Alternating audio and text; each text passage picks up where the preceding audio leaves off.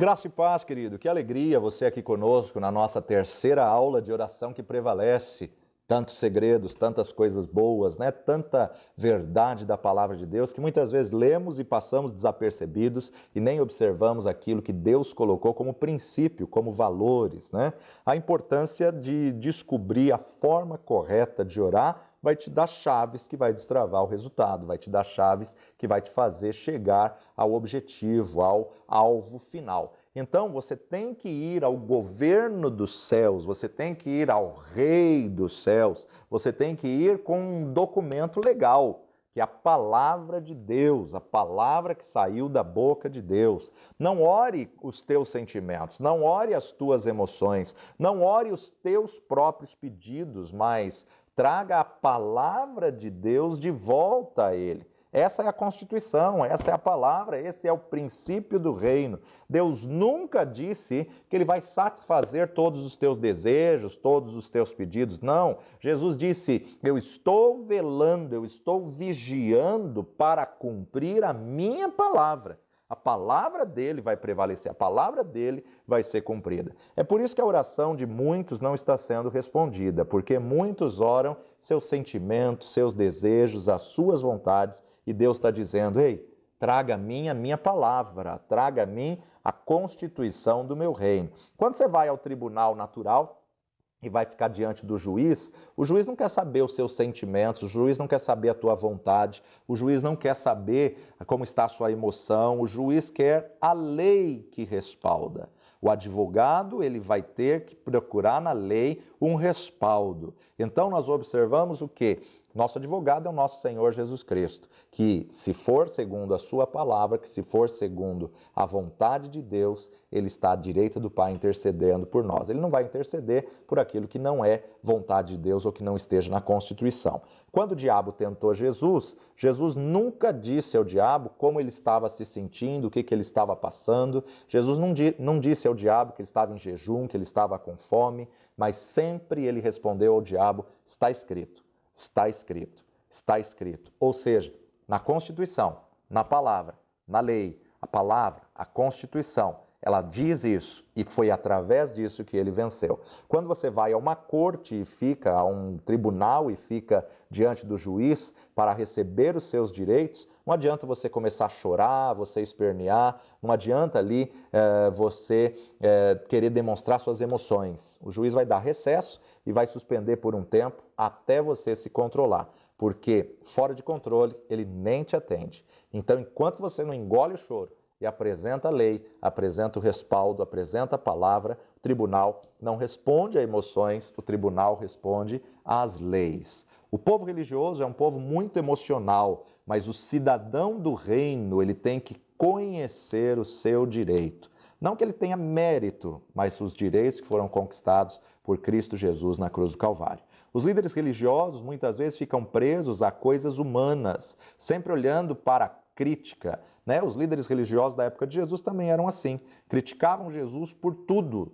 Criticavam porque ele curava no sábado, criticavam porque ele falava com autoridade, criticavam porque, na verdade, ele chamava Deus para perto, eu e o Pai somos um. Criticavam por ele ter curado uma mulher que estava 18 anos dentro da sinagoga, servindo a Deus, mas com espírito de enfermidade. Jesus quebrou as leis da religião. Ele não quebrou as leis de Deus, mas as da religião ele quebrou. Jesus os ouviu e disse, deixa eu fazer uma pergunta.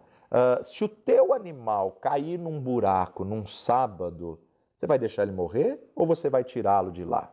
O animal é mais importante na família, numa família dos judeus nos dias de Jesus, o animal mais importante era o jumento. E Jesus pergunta, vocês vão socorrer o seu jumento ou não? Por quê? Porque ele tinha visto muitos deles ali tirando jumento num dia de sábado. Jesus tinha visto, então ele falava com propriedade. Então Jesus se virou e disse, não poderia eu salvar, livrar, curar essa filha de Abraão? O que isso quer dizer? Deus fez um contrato com Abraão. Nenhuma das enfermidades do Egito viriam sobre os filhos, sobre a descendência, sobre a linhagem. Jesus estava dizendo, ela tem direito de ser curada, ela faz parte da aliança, do pacto. pacto, do contrato. Então, o que ele estava fazendo? Apresentando o contrato, apresentando a Constituição. Volte para a palavra de Deus, leia ela de novo e encontre todos os privilégios, direitos, todas as promessas feitas no pacto, na aliança, no contrato. Deus não responde a sentimentos, ele responde à sua própria palavra. Se estiver na Constituição, se estiver na sua palavra, é certo que ele nos ouve, é certo que você vai ter a vitória. Isso foi tão forte na vida do apóstolo João, que quando ele vai escrever a sua primeira epístola, 1 João capítulo 5, ele vai dizer exatamente isso no verso 10 em diante. Quem crê no Filho de Deus, em si mesmo tem o testemunho. Quem em Deus não crê, mentiroso o faz, porquanto não creu no testemunho que Deus de seu Filho deu. E o testemunho é esse, que Deus nos deu a vida eterna e esta vida está em seu Filho. Quem tem o Filho tem a vida, e quem não tem o Filho de Deus não tem a vida. Estas coisas os escrevi para que saibais que tendes a vida eterna e para que creiais no nome do Filho de Deus. E esta é a confiança que temos nele, que se pedirmos alguma coisa segundo a sua vontade, ele nos ouve. E se sabemos que nos ouve em tudo o que pedimos, sabemos que alcançamos as petições que lhe fizemos. O próprio João declara isso, esta é a convicção, esta é a confiança, esta é a verdade que nós podemos ter nele se pedirmos alguma coisa segundo a sua vontade. Se pedirmos alguma coisa segundo a sua vontade. Como que eu posso conhecer a vontade dele? Eu só posso conhecer a vontade dele pela Constituição que ele me deixou. Só posso conhecer a vontade dele pela Bíblia, pelo testamento que ele me deixou. E entender Jeremias capítulo 1, profeta Jeremias, Deus vai falar o compromisso que ele tem com a nação. Jeremias capítulo 1, versículo 12 nos diz: E disse-me o Senhor, viste bem, porque eu velo sobre a minha palavra para a cumprir. Está na palavra, Deus vela, Deus luta para cumprir a sua palavra. Deus faz valer, Deus faz cumprir a sua palavra. Quando ele prometeu à descendência de Abraão, nenhuma das enfermidades do Egito virão à minha casa novamente, nós temos o direito de ter uma casa saudável, uma vida saudável, uma família saudável. A cura é direito dos filhos, não por merecimento, mas pelo que Jesus conquistou na cruz do Calvário para conosco. Os discípulos gastaram 3 anos com Jesus e ficaram bem próximos, bem íntimos de Jesus. Curar os enfermos, andar sobre as águas, abrir os olhos de cegos, multiplicar pães e peixes e alimentar uma multidão de 5.000 pessoas, ressuscitar Lázaro, ressuscitar a filha de Jairo. Eles viram tudo isso, eles viram milagres incríveis. Mas olha só, Lucas capítulo 11, e aconteceu que, estando ele a orar num certo lugar, quando acabou, lhes disse um dos seus discípulos: Senhor, ensina-nos a orar, como João ensinou os seus discípulos. Um dia Jesus estava orando em um determinado lugar e terminado de orar, ou seja, os discípulos não estavam com ele junto à oração da manhã matutina. Todas as vezes que Jesus orava, ele se retirava, ele ia para um lugar sozinho, um lugar distante, para passar um momento de comunhão, relacionamento com Deus. Jesus tinha uma vida de oração pessoal, individual. Por mais que você ore com a igreja, com o corpo de Cristo, você pastor, com os membros, com a sua diretoria, por mais que você ore com a sua família, tem um momento que você tem que estar a sós, tem um momento que você tem que orar sozinhos. Mas os discípulos viram, esse homem ora com a multidão, conosco, na sinagoga, no templo, mas por que ele passa ainda tanto tempo sozinho? Mestre, ensina-nos a orar como o Senhor ora. Ensina-nos a orar. Eles viram ele curar enfermos, eles viram ele ressuscitar mortos, eles viram ele andar sobre as águas, mas eles pediram só uma coisa: ensina-nos a orar. Então, eles entenderam que todas essas coisas aconteciam por causa da vida de oração e comunhão que Jesus tinha com o Pai. Eles não estão pedindo: ensina-nos a expulsar demônios, ensina-nos a multiplicar pães e peixes. Por quê? Porque eles desenvolveram uma lógica. Peraí, esse homem só faz o que faz pelo tempo de comunhão que ele tem com Deus. Jesus acordava cedo, pela manhã, antes do nascer do sol, antes do dia amanhecer, e passava horas e horas em oração. Amanhã no Oriente Médio, o sol se levanta por volta das 6 horas da manhã e o texto diz que era antes do nascer do sol, então provável que ele se levantava por volta das 4 horas e orava uma manhã inteira até por volta das 8 horas. E sempre que os discípulos acordavam, encontravam Jesus orando. Então eles entenderam, se Jesus passa tanto tempo orando, esse é o segredo de sinais, prodígios, milagres, maravilhas e autoridade sobre a morte, sobre o vento, sobre o mar, sobre os demônios. Jesus gastava 4 horas, pelo menos, diária orando. Então, em 4 segundos ele expulsava o demônio, em 4 segundos ele limpava o leproso, em 4 segundos ele ressuscitava o morto. Lázaro, sai para fora. Então, eles observaram que, na verdade, isso era muito mais importante do que qualquer coisa que Jesus fizesse. Quanto mais tempo você gastar com Deus, menos tempo você vai gastar com os homens. Quanto mais tempo você gastar com Deus, menos tempo você vai gastar com os problemas. Quanto mais tempo você gastar com Deus, mais rápido vão solucionar os problemas. Então você precisa perseverar em oração. O tempo gasto em oração nunca é perdido. O tempo gasto em oração sempre é investimento. Por que nós devemos orar? Na verdade, a oração, ela iniciou em Gênesis. Gênesis capítulo 1, a oração iniciou com 2 palavras. Gênesis 1, versículo 26, nos diz: E disse Deus, façamos o homem à nossa imagem, conforme a nossa semelhança, e domine sobre os peixes do mar, sobre as aves dos céus, sobre o gado, sobre toda a terra e sobre todo réptil que se move sobre a terra. Aqui Deus está falando e Deus está outorgando poder, autoridade e domínio. Interessante que quando ele está fazendo o homem, ele fala no plural. Está intrínseco aqui o Pai, o Filho e o Espírito Santo, o Pai, o Verbo e o Espírito. Então, façamos, quem? Ele, o Pai, o Filho e o Espírito. Façamos o homem conforme a nossa imagem, conforme a nossa semelhança. Mas quando ele vai outorgar autoridade a esse homem, ele sai da equação. Deixe que este homem domine sobre as aves do céu, os peixes do mar, sobre as bestas feras. Deixe que este homem... Façamos o homem, mas domine ele. Façamos o homem, mas ele domine. Aqui nasce a essência da oração.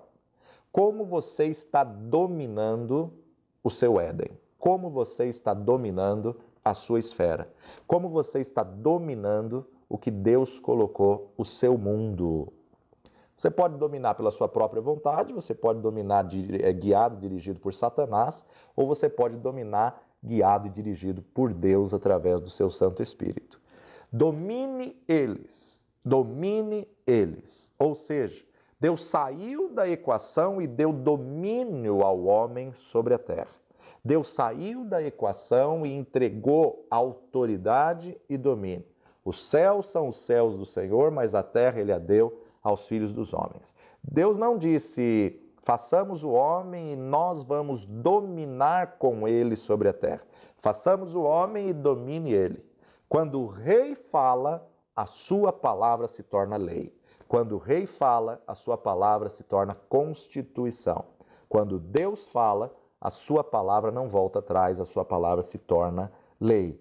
Ou seja, Deus entregou ao homem o poder de domínio sobre a terra. Seria bom que Deus tivesse dito, façamos o homem e vamos juntos ter domínio com ele sobre a terra. Mas Deus saiu da equação. Ele domina sobre os céus e Jesus vem para trazer o reino dos céus à terra e outorgar poder e autoridade a nós para que possamos estabelecer o reino. Agora, quem são eles? Domine eles. Os humanos. O humano são 2 conceitos, humos no original. Terra é a palavra men, significa um ser espiritual que se tornou homem, que se tornou carne. Um ser espiritual revestido com uma roupagem de barro. Um humano que é um espírito que possui uma alma e mora, vestiu um corpo. Deus disse que esse ser, esses humanos, tenham domínio sobre a terra. Então, na verdade, quem são eles? São espíritos num corpo de barro, são espíritos num corpo de terra. Isso é uma lei, isso é uma constituição que Deus estabeleceu no princípio. Deixe esses humanos terem domínio sobre a terra que eu criei. E a única criatura que tem domínio sobre a terra é um ser espiritual com um corpo de barro nessa terra. O espírito sem o corpo é ilegal nessa terra. Todo espírito sem corpo é ilegal. Lúcifer, quando foi lançado com a terça parte dos anjos, ele perdeu o seu corpo. Por isso que Jesus nos deu poder e autoridade sobre espíritos malignos, porque o espírito maligno não tem corpo. E o espírito maligno, então, na verdade, não é autoridade. O espírito maligno, ele é ilegal. E por isso que nós que temos corpo, temos a autoridade no nome de Jesus. Deus, sem o Espírito, não pôde dizer, Eva, não faça isso, Adão, não coma do fruto. Deus, sem o Espírito, liberou uma palavra. Um dia vai nascer um da semente da mulher que vai esmagar a cabeça da serpente. Gênesis 3,15. Então, na verdade, a Bíblia nos diz que o rei, o dono de todas as coisas, ele declara, eu coloquei a minha palavra sobre mim.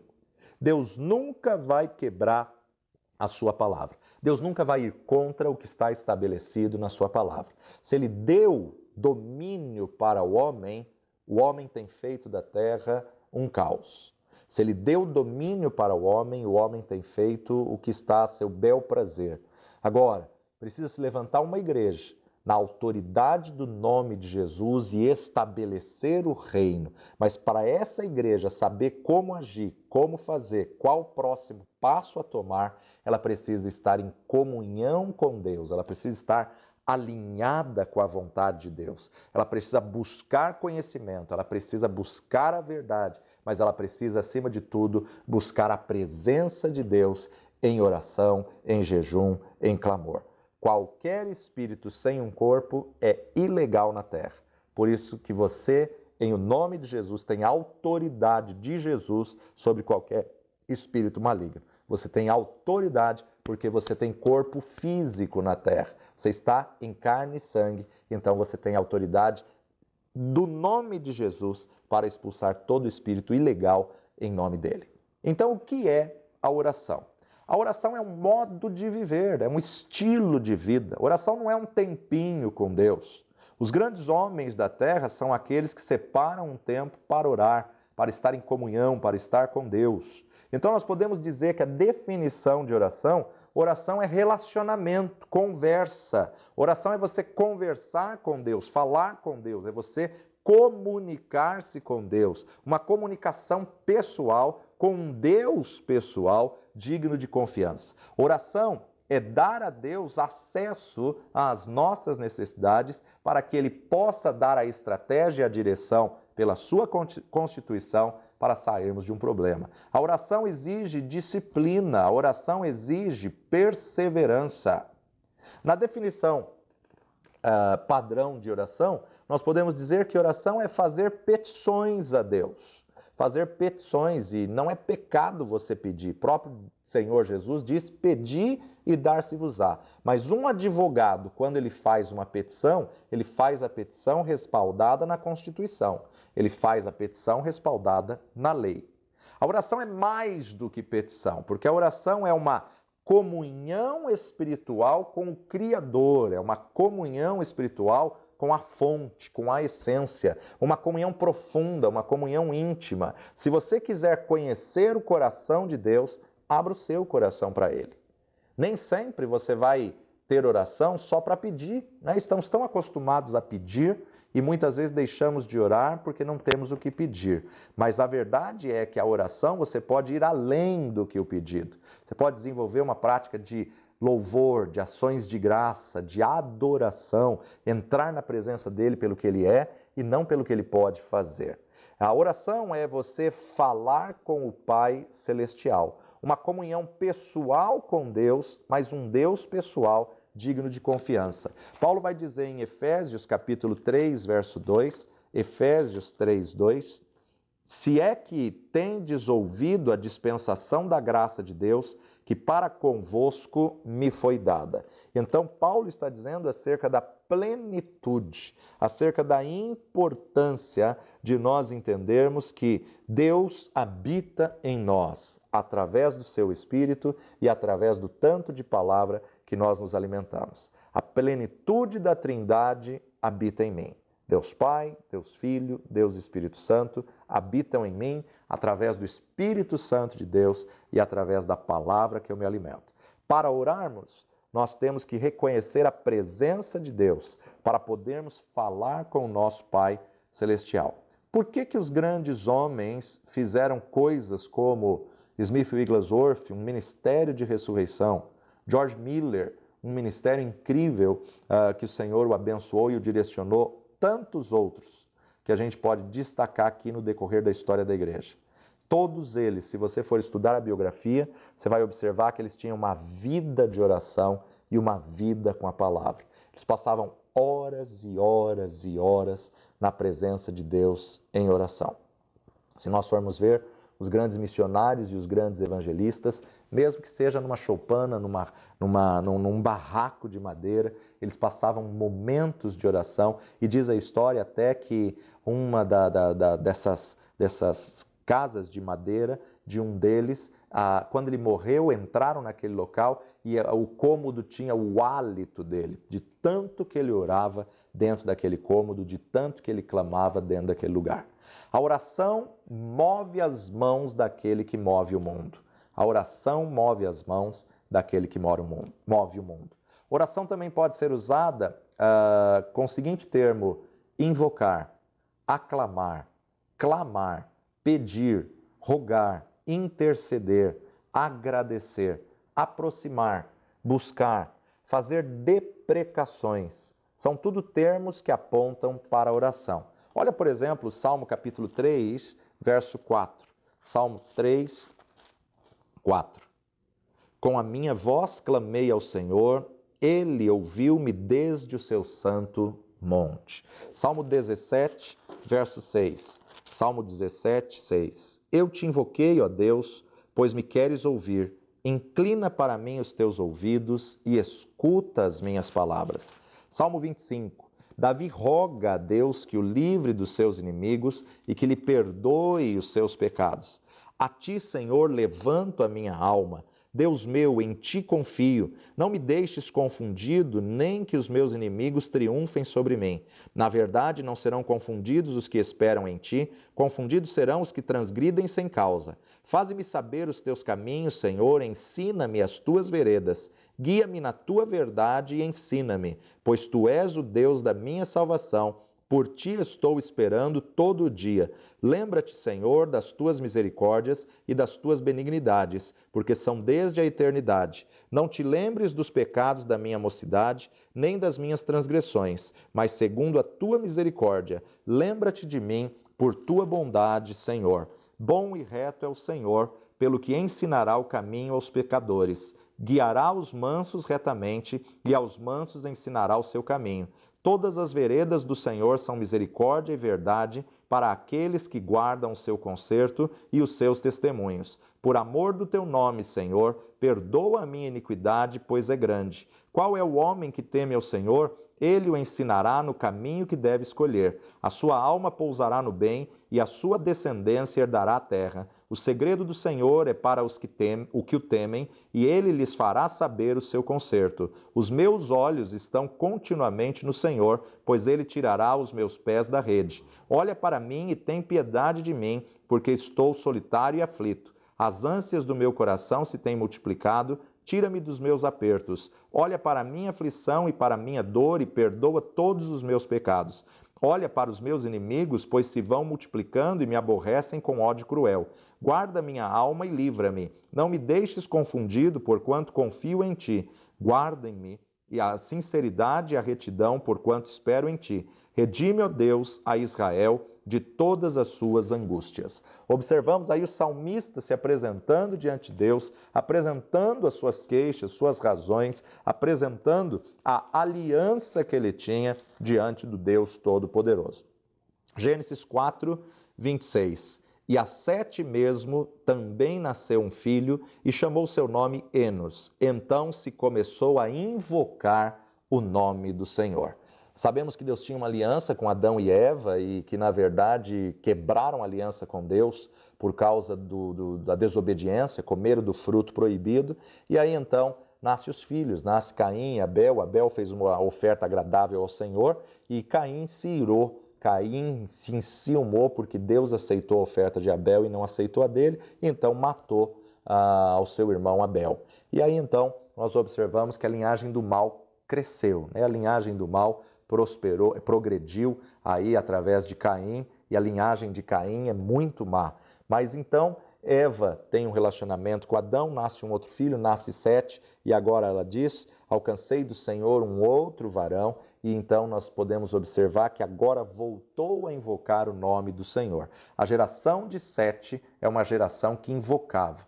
Invocar também é o mesmo termo de orar, então ele prestou um sacrifício, ele fez um sacrifício agradável, ele orou a Deus, ele invocou ao Senhor, e a linhagem de Sete foi a linhagem do bem, que é onde vem Enoque, Matusalém, Noé, aonde vem toda essa descendência da linhagem da bênção, da onde vai vir a linhagem de Abraão. Começou a buscar, a ter uma comunhão com Deus, porque a palavra de Deus nos diz que todo aquele que invocar o nome do Senhor será salvo. Sete invocou o nome do Senhor, Enos invocou o nome do Senhor, a linhagem e a descendência, Enoque andou com Deus e Deus o tomou para si. Hebreus capítulo 4, 16, cheguemos, pois, com confiança ao trono da graça, para que possamos alcançar misericórdia e achar graça, a fim de sermos ajudados em tempo oportuno. Se a oração é tão importante assim, como orar então? Temos que seguir algumas regras, alguns preceitos, alguns princípios para encontrarmos as chaves. Temos que seguir aí uma estrutura da oração que nós aprendemos mediante a palavra de Deus. Paulo vai nos dizer em Efésios capítulo 6, verso 17 e 18, Efésios 6, verso 17 e 18. Tomai também o capacete da salvação e a espada do Espírito, que é a palavra de Deus, orando em todo o tempo com toda oração e súplica no Espírito e vigiando nisso com toda perseverança e súplica por todos os santos, orando em todo o tempo com toda oração e súplica. Paulo apresenta aqui que existem tipos de oração diferentes, orando em todo o tempo com todo tipo de oração e súplica. Orar com todo tipo de oração, Paulo quer dizer que nós podemos usar de clamor, de pedido, de intercessão, de oração de agradecimento, de deprecações, erguendo a nossa voz, uma oração coletiva, uma oração individual, uma oração em grupo, uma oração em concordância, uma oração de guerra, uma oração de batalha, uma oração de libertação, uma oração de diversas formas, em todo o tempo, com toda oração e súplica. No sentido de armadura espiritual, a oração é uma arma ofensiva. Colossenses capítulo 4 vai nos dizer no versículo 2, perseverai em oração, velando nela com ações de graças. Perseverai em oração, velando nela com ação de graça, orando também juntamente por nós, para que Deus nos abra a porta da palavra, a fim de falarmos do mistério de Cristo, pelo qual estou também preso. Paulo está dizendo aos irmãos de Colosso, perseverai em oração, velando nela, perseverai em oração, orando juntamente com nós, para que se abra a porta da palavra, para que ele tenha revelação da palavra, para que ele tenha direção da palavra. Então saiba que não adianta você ficar, se for da tua vontade, se Deus já revela a sua vontade na sua palavra. Nós só podemos colocar, se for da tua vontade, aquilo que nós não conhecemos a vontade de Deus ou que a vontade de Deus não foi revelada mediante a sua palavra. para conhecer o que é e o que não é da vontade de Deus, você tem que conhecer a palavra de Deus, você tem que saber a vontade de Deus. Quando você sabe a vontade de Deus, revelada na palavra dele, então você não precisa dizer, Senhor, se tu quiseres, Senhor, se for da tua vontade. Quando você sabe a vontade dele, já manifesta na palavra, então, na verdade, isso não vai funcionar. Por quê? Porque a palavra dele diz acerca disso, então você tem que se apropriar. Qual a vontade dele acerca de salvação? Que todos os homens se salvem.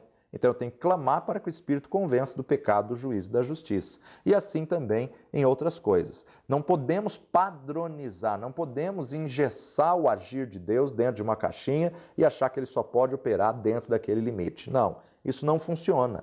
Agora, quando você não conhece a vontade de Deus, então aí, na verdade, seja feita a tua vontade. Lucas capítulo 22, versículo 42, Lucas 22, Jesus está em agonia, Jesus está no Getsêmane, 22, 42, dizendo, Pai, se queres, passa de mim esse cálice. Todavia não se faça a minha vontade, mas a tua. Jesus não tinha prazer em carne e sangue de ser torturado, né? Jesus não tinha prazer em carne e sangue, ele sabia, humanamente iria doer. Ele estava 100% como homem, né? Às vezes a gente fura o dedo com um grampeador, imagina um cravo perfurar as mãos. Então, na verdade, em carne e sangue, ele teve dores, em carne e sangue, ele teve o mais alto nível de estresse a ponto de soar gotas de sangue. E em carne e sangue, ele está clamando como homem, Pai, se possível, passa de mim esse cálice.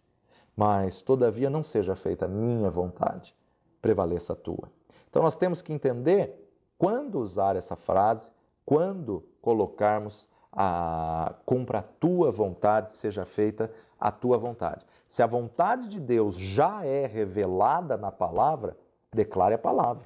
Se a vontade de Deus já é explícita na palavra, declare a palavra. João capítulo 11, versículo 41.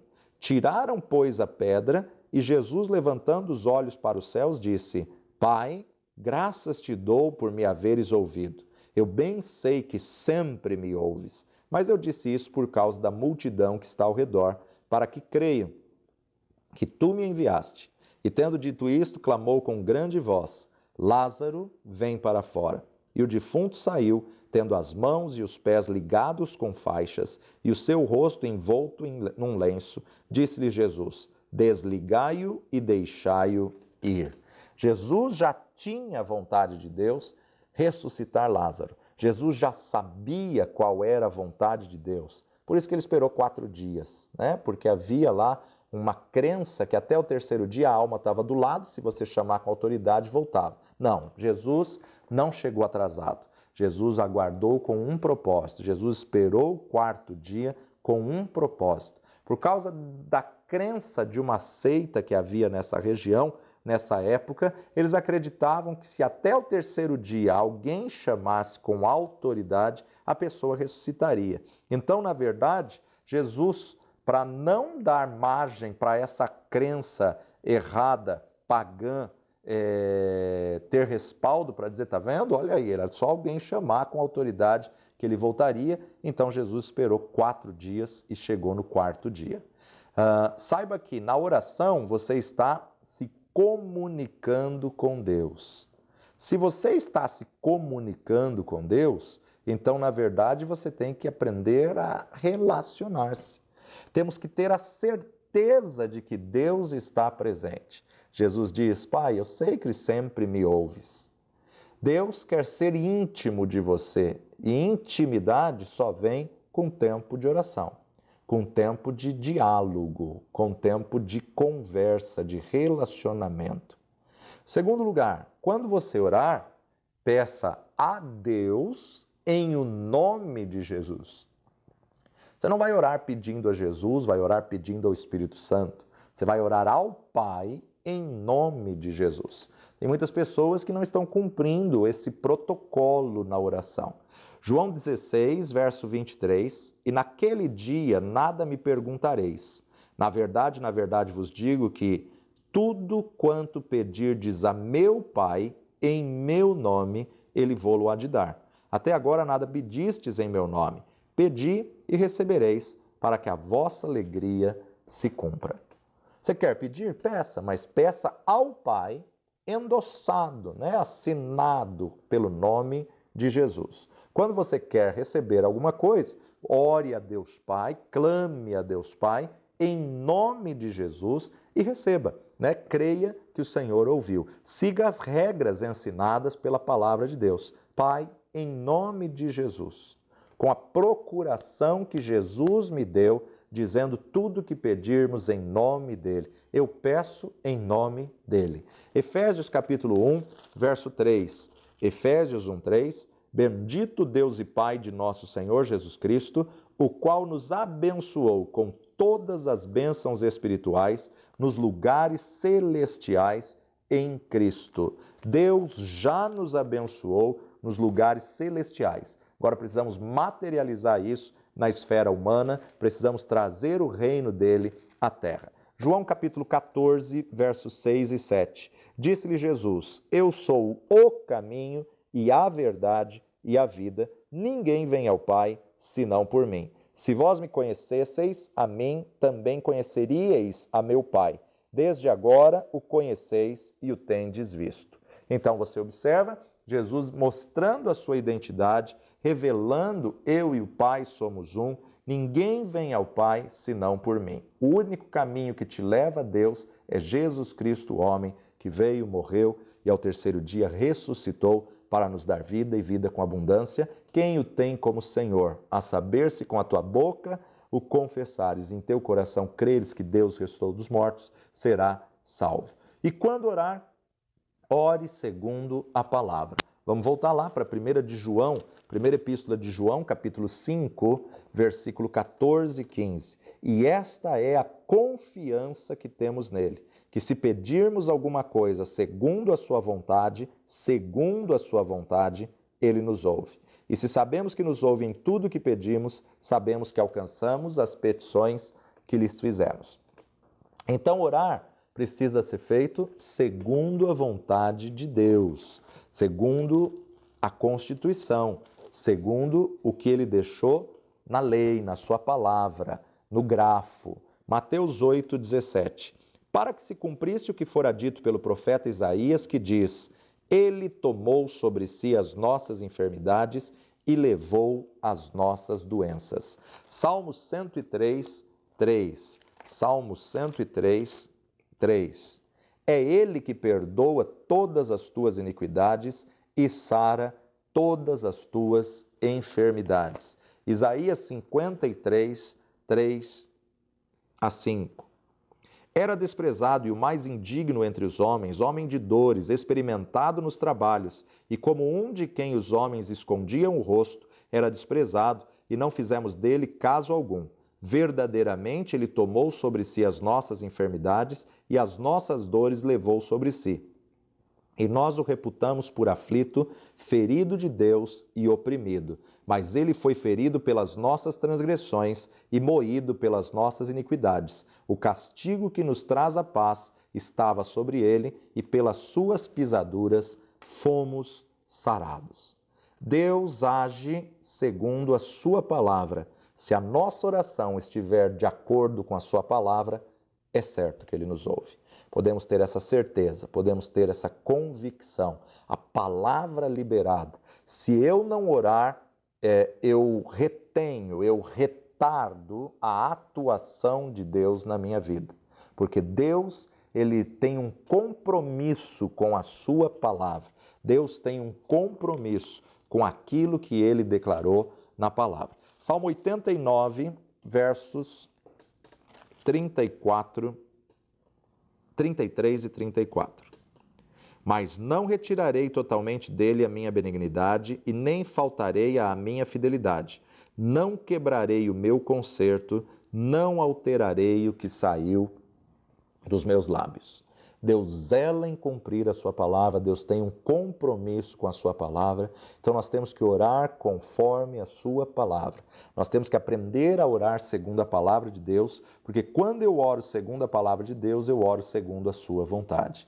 E Deus responde à sua palavra, às nossas orações, quando estão embasadas na sua palavra, ele responde. Agora nós temos que entender que ele responde no kairós dele. Kairós é tempo de Deus.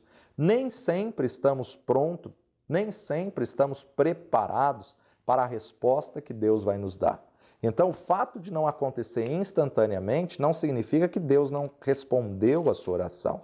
Muitas vezes Deus vai precisar mover toda a situação ao teu redor para que a situação possa se manifestar na terra.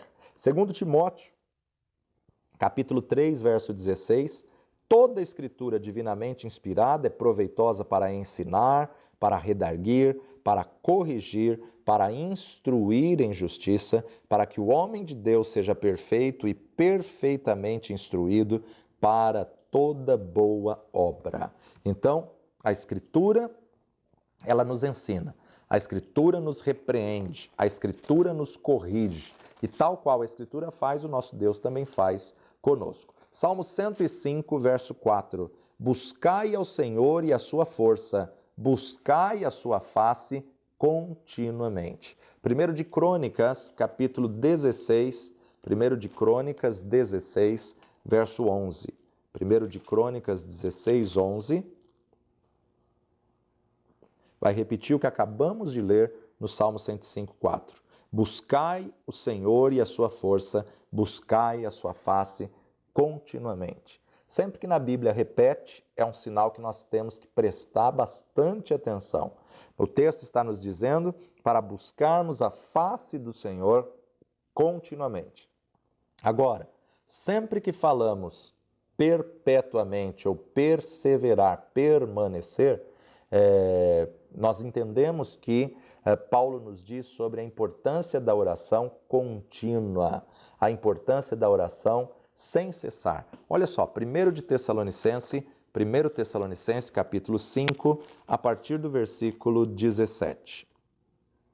Orai sem cessar, em tudo dai graças, porque essa é a vontade de Deus em Cristo Jesus para convosco.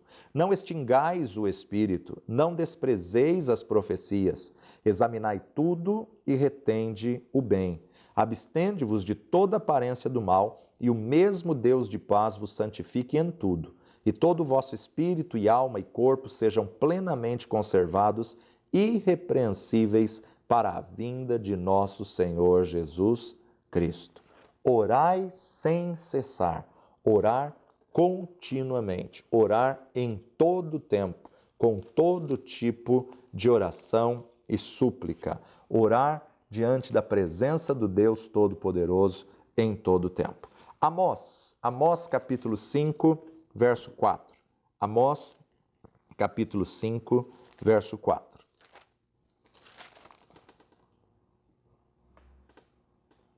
Porque assim diz o Senhor à casa de Israel: buscai-me e vivei. Mas não busqueis a Betel, nem venhais a Gilgal, nem passeis a Berseba, porque Gilgal certamente será levado cativo e Betel será desfeito em nada. Buscai o Senhor e vivei, para que não se lance na casa de José como um fogo e a consuma, e não haja em Betel quem o apague.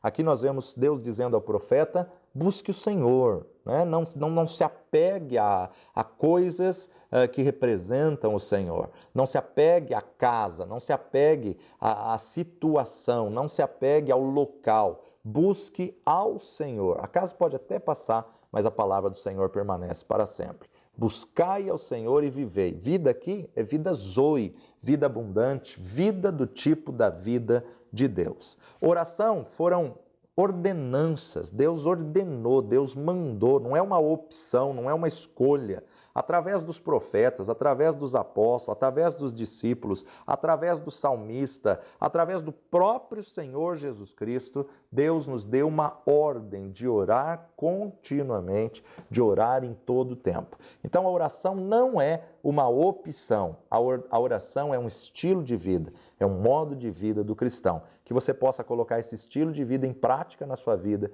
e você possa desfrutar de respostas tremendas de oração, que você possa cumprir o protocolo, cumprir aí a estrutura, receber as chaves espirituais para cada tipo de oração e viver o teu milagre. Na próxima matéria, nós vamos estar vendo o que Jesus disse sobre a oração. Se a oração é tão importante, o que Jesus disse sobre a oração, sobre a fé, como foi que Jesus ensinou os seus discípulos e nós precisamos aprender a alinhar a nossa confissão à verdade daquilo que nós esperamos. Que o Senhor te abençoe poderosamente, fique conosco, persevere na oração e persevere no aprendizado da palavra. Até a próxima aula, que Deus te abençoe.